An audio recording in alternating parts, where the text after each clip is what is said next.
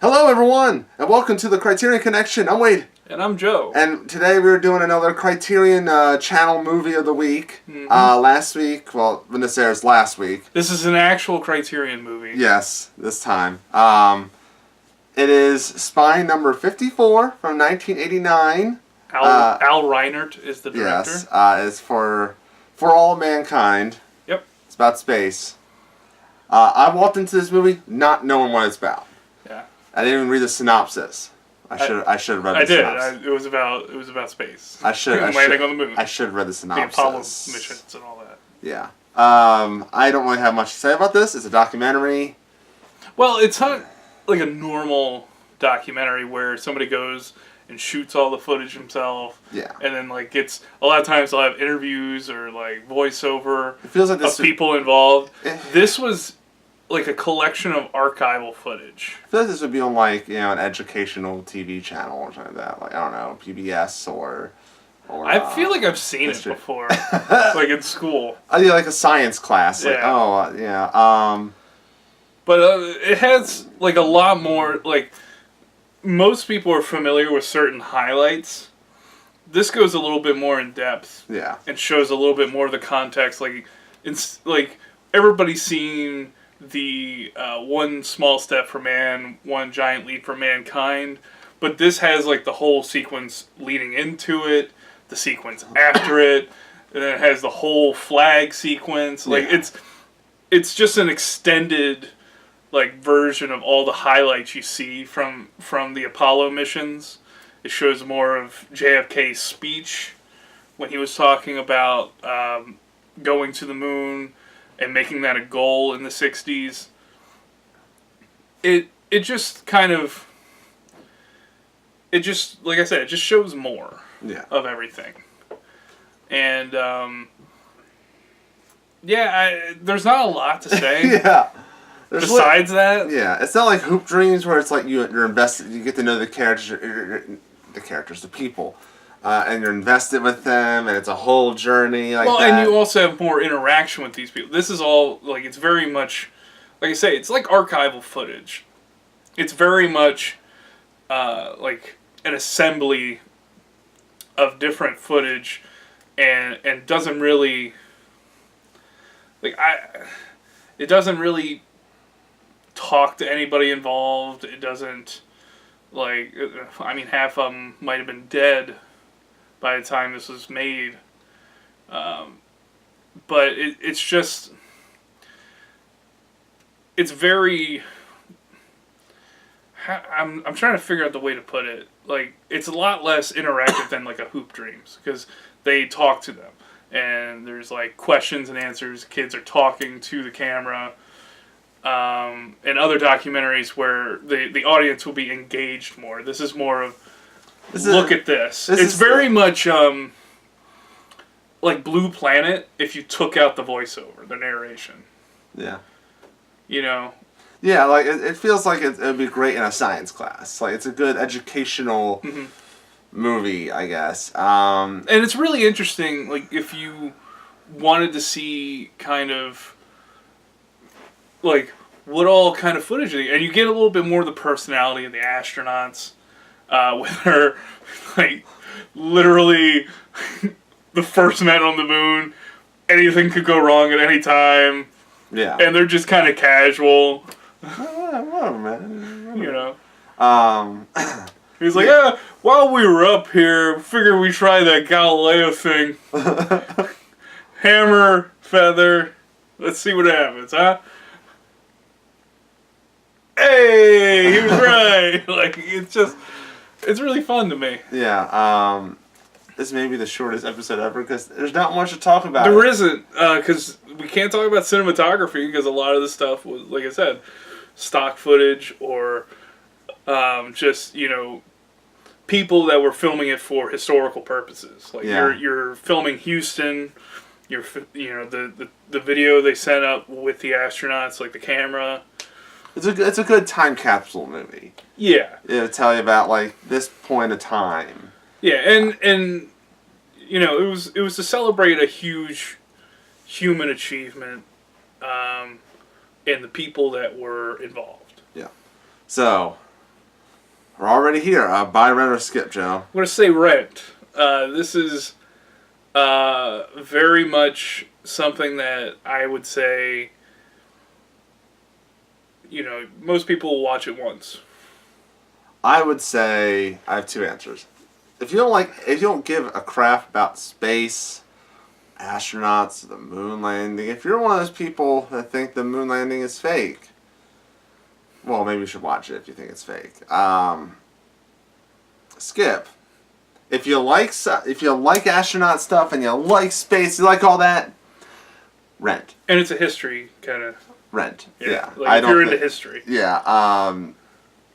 I mean, this movie is fine. It's a fine documentary. I'm not invested with the moon landing. I'm just like, oh, it happened. Cool. Good for them. It's awesome. Yeah. Like, everyone's like, oh my God, did you know that the rover on Mars died or whatever? And I'm like, okay. There's probably 7 more there, Well, it's just one of those things that, I mean, it used to be, like, even in our lifetime, it used to be a much more big event when we would see space or something would launch. And I think it might be harder for younger audiences to really grasp, like, how important and how much people really, like, anticipated these events. Like, they schedule, like, a time to all sit around and watch. Yeah. And like, my parents and grandparents were all there to watch these guys on the moon with a lot of this footage. And I think that's just really cool. And I think we're at a time where this movie may not have the same impact on some of these people that are watching it.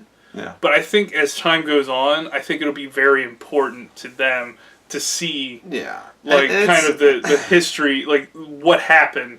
Because we're all kind of, like, we're in that weird generation that knows it. Yeah. And saw a lot of footage and then saw subsequent launches. Yeah, since it's scaled down now. That's a good point, because you think, like, back in the day, you'd watch the size of the rockets you'd watch the launches and stuff like that. There's people that used to...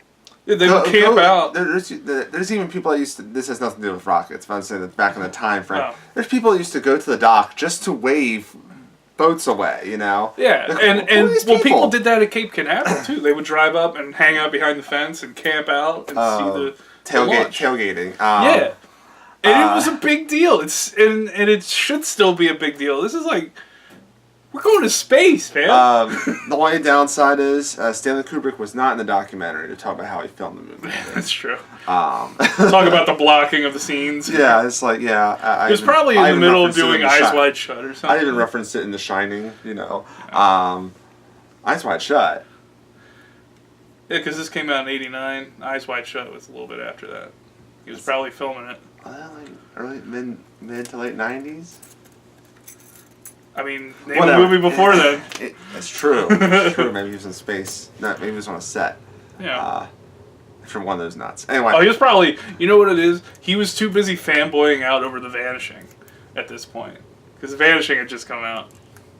That's a Criterion movie. It is a Criterion movie. We did it already, so we did it. We reviewed it. Go through... By George Souzier. Go through the freaking playlist right now and go watch that episode. And watch the Swedish one, not the one with Kiefer Sutherland that they remade. No. That's not on Criterion, is it? No. No, okay, good.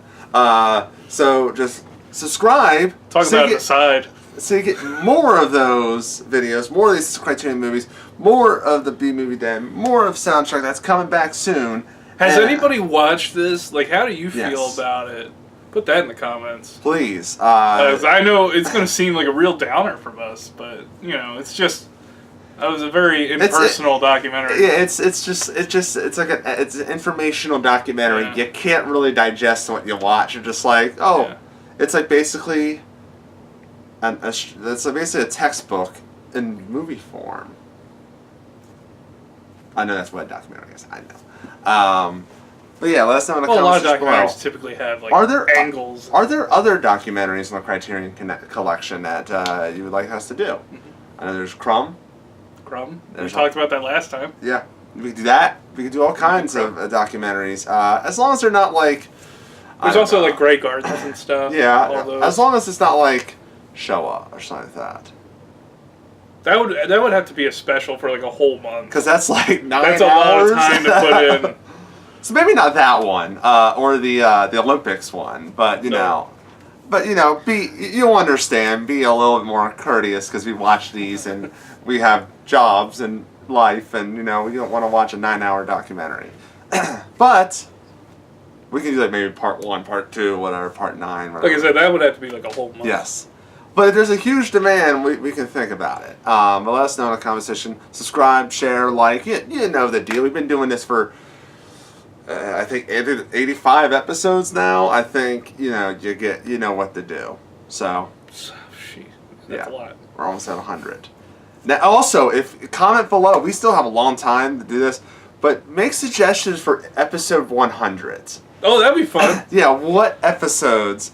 Like, what's the big one we should do for 100? Yes. Now, obviously, if we get to episode 400, it's got to be 400 blows. So don't pick 400 blows. We'll probably do 400 blows before our 400 episode. I know. We'll be like almost 40 and stuff. But, let us know in the comments. Just do it. Just do it.